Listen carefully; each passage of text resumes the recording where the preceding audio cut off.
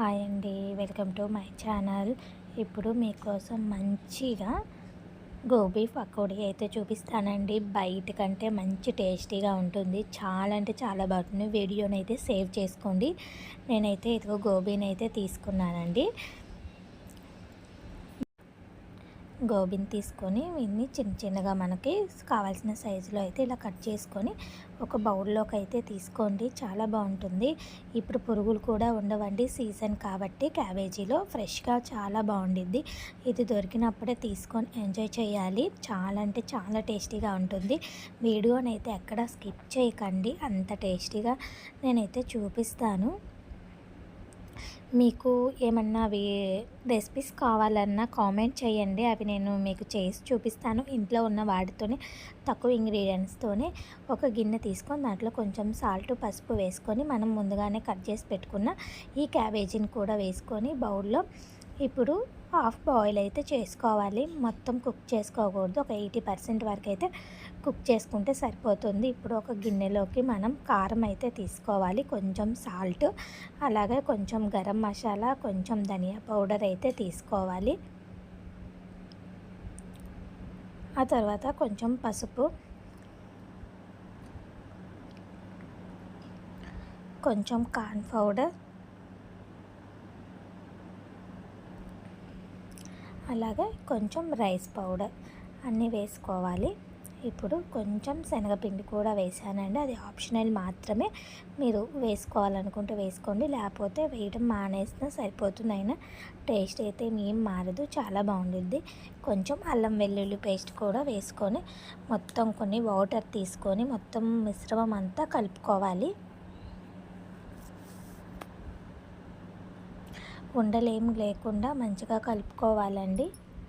ఇలా చేసుకోవడం వల్ల బయట కంటే ఇవే ఎక్కువ టేస్టీగా ఉంటుందండి. ఒక్కసారి ఇలా ట్రై చేశారంటే ఎప్పుడు గోబీ తెచ్చుకున్నప్పుడు మీరు ఈ రెసిపీనే చేసుకొని తినే విధంగా చాలా టేస్టీగా ఉంటుంది.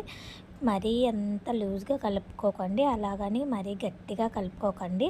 మనకి బజ్జీలు వేసుకుంటాం కదా, ఆ కన్సిస్టెన్సీ వస్తే సరిపోతుంది. దీంట్లో కొంచెం ఫుడ్ కలర్, అది ఆప్షనల్ మాత్రమే. మీకు ఇష్టం ఉంటేనే వేసుకోండి, లేకపోతే లేదు. కొంచెం కలర్ఫుల్ కోసం మాత్రమే నేను వేస్తున్నాను, ఆప్షనల్ మాత్రమే. చూడండి, ఇలా మంచిగా కలుపుకుంటే సరిపోతుంది. ఈ బ్యాటరీ వస్తే సరిపోతుందండి మనకి. ఇప్పుడు దీన్ని కొంచెం పక్కన పెట్టుకోవాలి. దీంట్లో సీక్రెట్ ఏంటంటే కొంచెం షుగర్ అండి. షుగర్ వేయడం వల్ల ఏంటంటే మనం చేసే రెసిపీ అనేది ఏవైనా సరే ఆయిల్ ఎక్కువగా పీల్చుకోదు. ప్లస్ అదొకటి పైన కొంచెం క్రంచీగా, లోపల మంచి టేస్టీగా చాలా బాగుండిద్ది. ఒకసారి ఇలా షుగర్ వేసి చూడండి, చాలా బాగుండిద్ది. ఇలా కలుపుకొని పక్కన పెట్టుకున్నాక ఇగోండి మనకి 80% అయితే ఉడికిపోయినాయి. వీటిని ఒక స్టైనర్లో తీసుకొని వడగట్టుకోవాలి.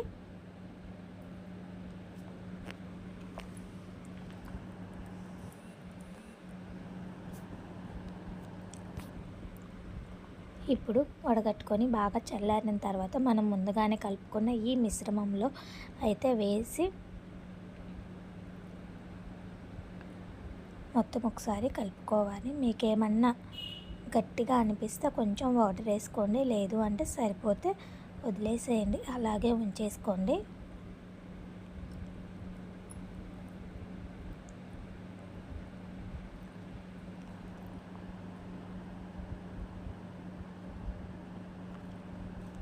మీలో ఎంతమందికి గోబీ ఇష్టమో కామెంట్ కూడా చేయండి. మాకైతే చాలా ఇష్టం నాకు. ఇప్పుడు ఇది పక్కన పెట్టుకొని ఒక స్టవ్ వెలిగించుకొని అది కడాయి వేడైన తర్వాత కొంచెం ఆయిల్ అయితే డీప్ ఫ్రైకి సరిపడిన ఆయిల్ అయితే యాడ్ చేసుకోండి.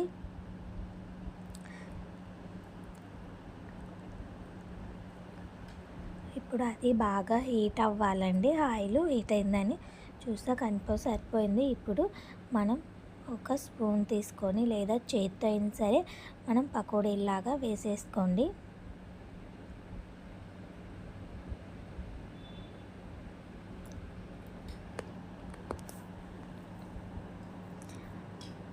బాండీలో ఎంతవరకు సరిపోతాయో అంతవరకు అయితే వేసుకొని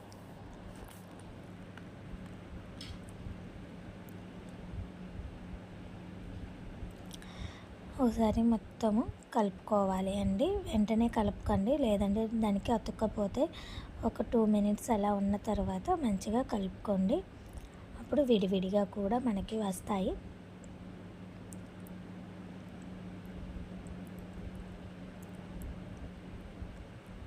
వెంటనే కలపడం వల్ల మనకి దానికి అతుక్కుంటే చూడండి మంచిగా అయితే బాగా ఇలా గోల్డెన్ బ్రౌన్ కలర్ వచ్చేంత వరకు ఫ్రై చేసుకోవాలి. ఇప్పుడు మనము వీటన్నిటిని వడగట్టుకున్నామండి.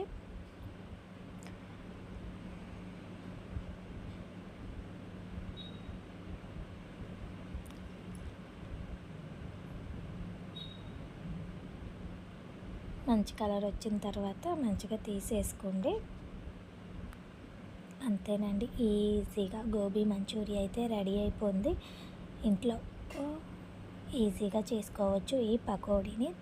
ఇప్పుడు ఈ ఆయిల్లోనే కొంచెం కరివేపాకు, ఒక 2-3 పచ్చిమిరపకాయలు, కొన్ని కాజు కూడా ఫ్రై చేసుకోండి. మధ్య మధ్యలో తగులుతూ చాలా బాగుంటాయండి.